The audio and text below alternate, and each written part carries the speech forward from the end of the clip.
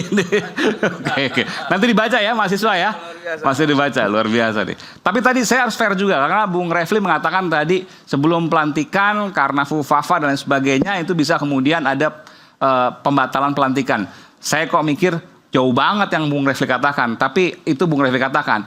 Saya yakin Bung Andi ingin meluruskan soal itu, silakan. Baik, jadi sangat wajar kalau masyarakat punya harapan besar terhadap presiden terpilih atau presiden baru nantinya. Itu wajar, baik yang memilihnya maupun yang tidak memilihnya. Semua punya harapan baru, harapan besar. Apa yang dikatakan Pak Saidido, Bung Refli juga, kita semua punya harapan terhadap presiden baru. Kadang-kadang harapannya juga kadang-kadang tidak realistis juga, tapi itu harapan.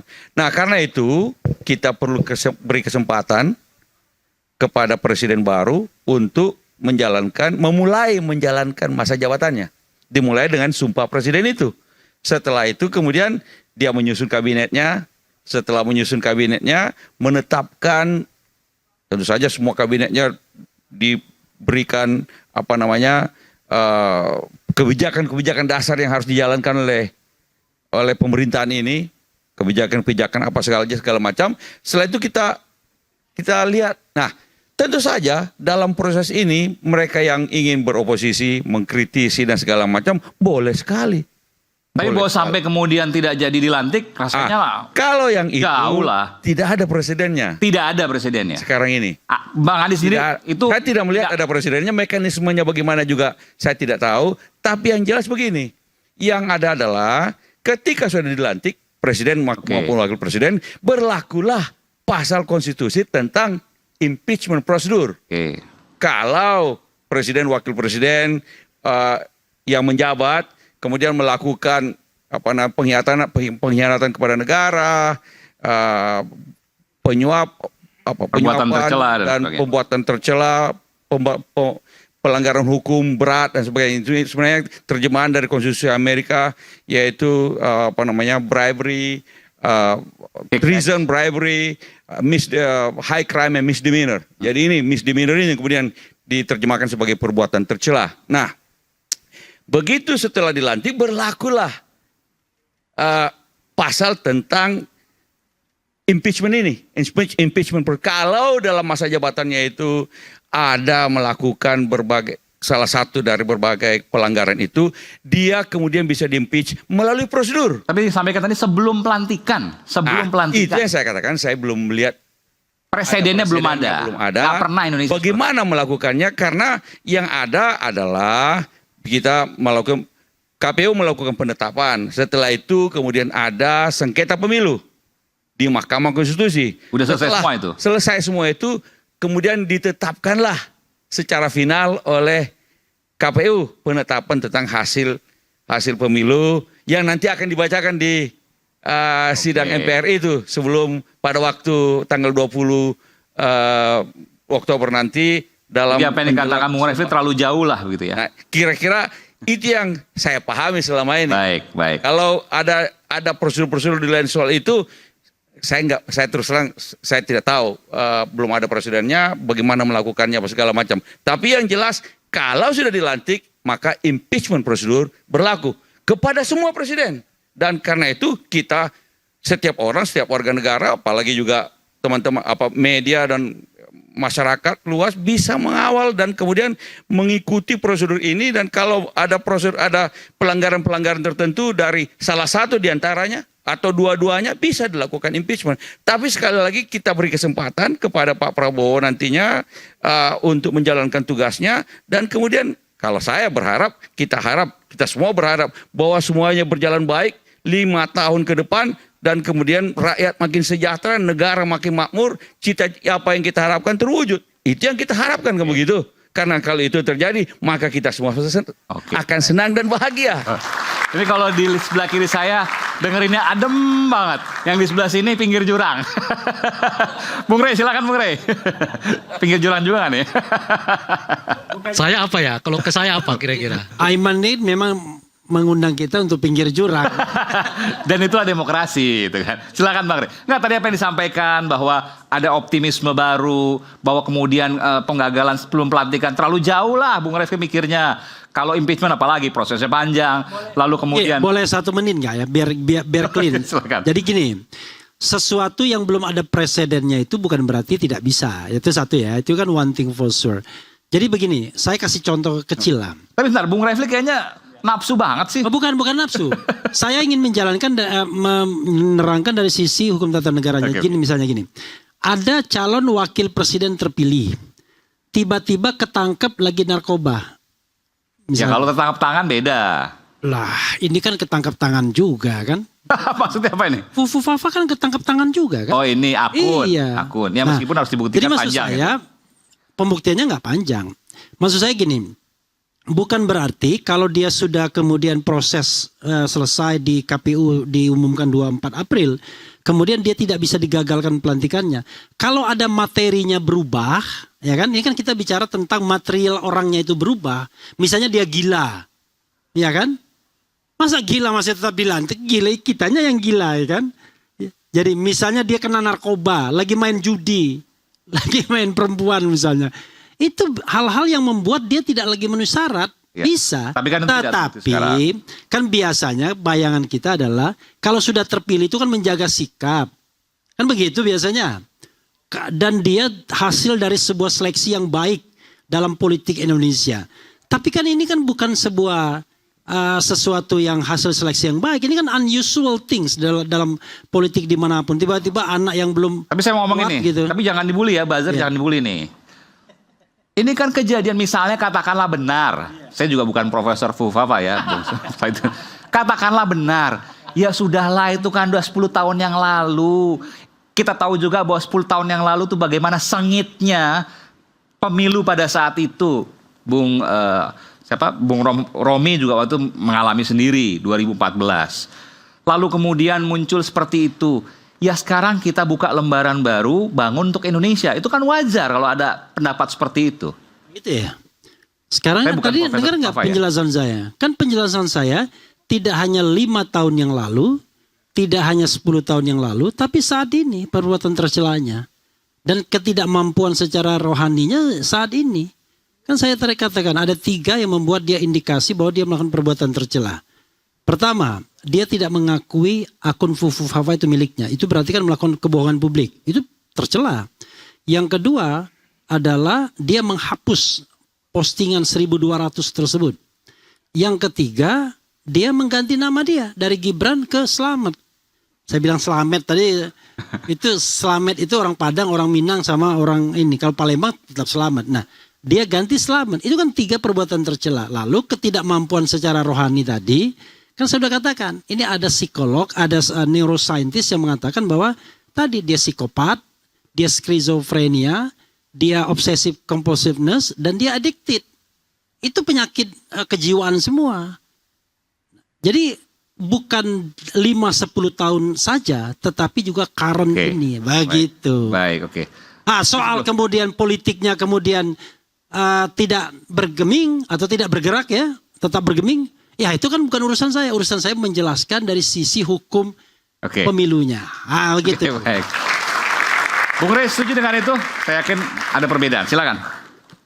Ya jangan disela dulu ya. Ya, silakan. Tadi Refli minta 1 menit, saya hitung udah 5 menit tuh.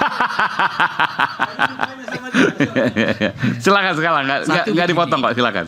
Kalau kita menyambut calon presiden dan calon pemimpin dengan optimisme, itu klasik. Ya kan udah barang lama itu. Yang jarang kita temukan adalah menyambut presiden dengan sikap pesimisme. Itu Jokowi disambut di periode pertama dan kedua itu dengan optimisme, khususnya di periode kedua hasilnya mengecewakan kan. Jadi jangan lagi kita, menurut saya sih kadang-kadang perlu kita belajar dari optimisme ke pesimisme itu menyakitkan daripada yang pesimisme ke optimisme kan. Nah oleh karena itu ada baiknya memang kita sambut kehadiran Pak Prabowo itu dengan sikap pesimis. Apakah Pak Prabowo mampu membawa kita ke arah yang lebih baik? Kita mulai, mungkin kita jawab dengan belum tentu. Daripada mengatakan optimis, yang kita alami 5 tahun terakhir di era Jokowi ini, banyak orang yang kecewa gitu. Itu satu. Apakah kemudian pesimisme itu didukung semacam isyarat, semacam tanda-tanda bahwa pesimisme kita itu sesuatu yang logik gitu. Saya kira iya. Ada beberapa tanda di situ itu. Pertama adalah beliau mengubah struktur kabinet dari 34 ke 44. Artinya apa? Artinya beliau menginginkan kabinet yang sangat besar yang semata-mata untuk menampung banyak partai politik masuk ke dalam anggota kabinetnya. Alasannya tentu dibuat atas nama kepentingan bangsa dan negara demi kepentingan menjawab tantangan yang begitu besar gitu. Tantangan Pak Jokowi dengan Pak Prabowo mungkin kalau dibuat skala-skala bisa juga tantangan Pak Jokowi lebih besar, tapi kabinetnya 34. Gitu. Apalagi Pak Prabowo hanya mengatakan saya akan melanjutkan apa yang sudah dilaksanakan oleh Pak Jokowi. Artinya kalau Pak Jokowi 34, Anda mestinya bukan 44 dong, di bawah itu. Karena tinggal melanjutkan. Karena artinya melanjutkan itu nggak mungkin 90 kan. Melanjutkan itu ya paling, itu artinya orang udah bekerja di atas 50, sisanya yang kita lanjutkan. 40, 30. Loh, kalau untuk pekerjaan yang 60 aja orang membutuhkan kabinet cuma 34, apa yang membuat kita untuk pekerjaan 40 lalu membengkakkan kabinet menjadi 44? Kan di situ pertanyaannya kan. Nah, jadi kita bicara dalam konteks itu turunannya banyak. Soal efisiensi, soal efektivitas, soal biaya negara, soal koordinasi, soal macam-macam. Itu turunannya tuh. Nah, di situ pertama. Nah, yang kedua adalah soal kata kelanjutan. Pak Prabowo belum memperlihatkan sebetulnya kepada kita yang dilanjutkan dari Pak Jokowi ini apa. Apakah Pak Prabowo mau melanjutkan kebebasan, indeks kebebasan berpendapat kita yang turun? Apakah Pak Prabowo mau melanjutkan perhatian terhadap hak asasi manusia yang turun? Apakah Pak Prabowo mau melanjutkan penegakan hukum terhadap korupsi, kolusi, dan nepotisme juga menurun, mau dilanjutkan oleh Pak Prabowo? Dan sebagainya, dan sebagainya, dan sebagainya. Di luar ekonomi. Karena itu bukan wilayah saya. Gitu. Tapi hampir semua indikator demokrasi kita, itu trennya menurun di era Pak Jokowi. Khususnya 5 tahun terakhir menjelang Pak Jokowi itu lengser. Apa itu juga mau dilanjutkan oleh Pak Prabowo? Dan sampai sekarang kita belum mendengar penjelasan Pak Prabowo misalnya, saya akan revisi lagi undang-undang KPK. Masa 8 bulan baru hari ini kembali melakukan OTT? Kan gak masuk akal kita. 8 bulan off. Ya kan? Baru kali ini lagi melakukan OTT yang kalsel itu. Gubernur. Ya. 8 bulan ini kerjanya KPK hanya ribut soal internal mereka. Pimpinan KPK yang dipersoalkan secara etik, anggotanya dipersoalkan secara etik, macam-macam dan seterusnya itu. Gitu. Ini jelas efek dari revisi undang-undang KPK. Oleh karena itu saya Pak Prabowo harus mengatakan kalau saya jadi presiden, saya akan revisi lagi undang-undang KPK. Setidaknya kita akan kembalikan kepada undang-undang yang sebelum revisi ini. Contoh itu misalnya. Sebagai contoh tuh. Untuk mengatakan bahwa pemberantasan korupsi nggak akan saya lanjutkan, di mana trennya di era Pak Jokowi itu menurun, di era saya harus naik. Kebebasan berpendapat harus naik. Nggak ada lagi cerita preman-preman datang membubarkan diskusi gitu, dan seterusnya itu. Membubarkan Prof. Refli. Iya, itu melukai kita, ya kan? Melukai kita gitu. Nah, kalau tadi misalnya jelaskan Pak Prabowo tampil apa adanya, ya oke lah, bagus lah. Karena selama 10 tahun ini kita terpesona dengan orang yang bajunya harganya 200.000, sepatu 150.000 katanya ya, celana 300.000, total di badannya cuma 500-600.000. Sederhana banget penampilan, hasrat berkuasanya gede banget. Sampai dorong anaknya jadi wali kota, dorong menantunya jadi wali kota, sekarang dorong anaknya jadi calon wakil presiden. Jadi bajunya sederhana, celana sederhana, sepatu sederhana, kaos kakinya sederhana, tampilannya memang lugu. Hasrat berkuasanya kita nggak tahan gitu loh. Gede banget, lebih gede dari, saya pikir dari siapapun di Republik ini gitu. Karena tidak pernah kita menemukan presiden yang saat ia berkuasa, seluruh keluarganya juga ikut berkuasa. Di mana ada ceritanya Republik ini? Ada ceritanya sekarang ini, di eranya Pak Jokowi, di ujung kekuasaannya gitu. Nah, apakah ini juga mau dilanjutkan oleh Pak Prabowo? Tradisi ya memberi kekuasaan kepada keluarganya. Nanti kita lihat di susunan kabinet. Apakah ponakannya ikut? Misalnya gitu ya. Apakah saudara-saudaranya ikut? Ya kan? Apakah ininya ikut gitu? Nah, itu yang kedua tuh. Nah, yang ketiga, pandangan dirinya terhadap moral demokrasi. Bagi saya ini penting. Kenapa? Karena di era Pak Jokowi ini selalu orang berlindung di bawah aturan. Padahal aturan yang dilipat-lipat. Gitu kira-kira. Bahkan ada ketua partai yang kita dengar hari ini berpidato kan. Aturan, kita harus menang. Jangan melanggar aturan. Tapi kalau nggak ketahuan, kata dia kan. Iya makanya, jangan melanggar aturan. Asal nggak ketahuan. Nah, boleh melanggar. Asal jangan ketahuan. Itu artinya apa? Moral politiknya tidak ada. Mestinya yang diajarkan kepada kader-kader itu bukan melanggar. Anda memang tidak diawasi oleh saya. Tidak diawasi oleh siapapun. Tapi awasi oleh hati nuranimu sendiri. Oleh karena itu Anda jangan sekali-kali melanggar aturan apapun. Sekecil apapun aturan ini. Itu yang harus disebarkan kepada Republik. Dari ketua partai politik. Kan sebaliknya Anda yang kita dengarkan begitu. Itu satu modus tuh. Partai politik yang kesayangannya Raja Jawa gitu. Nah, itu satu modus tuh. Modus yang lain yang kita lihat adalah tujuan yang penting. Cara nggak penting. Kalau ada aturan yang menghambat tujuan, aturannya kita ubah, kata dia. Kejadian tuh. Syarat dari calon presiden itu wakil presiden 40 tahun. Usia anak belum sampai 40 tahun. Ubah aturannya. Bukan halangi anak saya jadi wakil presiden. Bukan. Putusan MA sama juga. Putusan Omnibus Law sama juga diputuskan. Ya kan, bertentangan dengan prinsip-prinsip pembuatan undang-undang oleh Mahkamah Konstitusi. Ini dua model yang dicontohkan di rezim yang sekarang ini, yang apakah itu mau dilanjutkan oleh Pak Prabowo? Itu pertanyaan. Apakah akan dilanjutkan atau tidak? Tunggu dulu, mau selesai saya ini. Gitu. Nanti saya mau lanjutkan Ini setelah jeda. soalnya ada yang keempat. Oke, silakan. Yang keempat, ini masuk ke tema kita. Bukan tema sih sebetulnya, yang banyak diperbincangkan tadi. Soal Fufu Fafa. Balik lagi nih. Nah, kan itu tadi perbincangannya. Karena itu Ini 20 Oktober FIFA udah lewat. ya, Fufufa. Ini kan konteksnya dengan 20 Oktober. Oke. Saya menunggu sampai sekarang pernyataan Pak Prabowo terhadap Pupu Papa. Wah, oke. Karena yang disebut salah satunya di dalam kisah Pupu Papa itu nama Pak Prabowo. Sebentar, tapi itu kan gini, nanti mungkin tambahkan ya. Bisa akun yang menyebut Pak Prabowo kan bukan Fufafa aja, ada banyak juga. Kenapa mesti Fufafa yang kemudian ditanggapi? Ada orang menduga bahkan disebut 99,9% akun ini berhubungan dengan pasangan dirinya di dalam Pilpres. No? Lihat nggak itu hubungan yang begitu? Itu bukan akun papanya Rerangkuti. Kalau Rerangkuti yang buat itu dia nggak usah dengerin. Tuh ya kan. Udah kasih aja sama siapa itu ngadapin. Ini dengan bukan calon, wakil dirinya.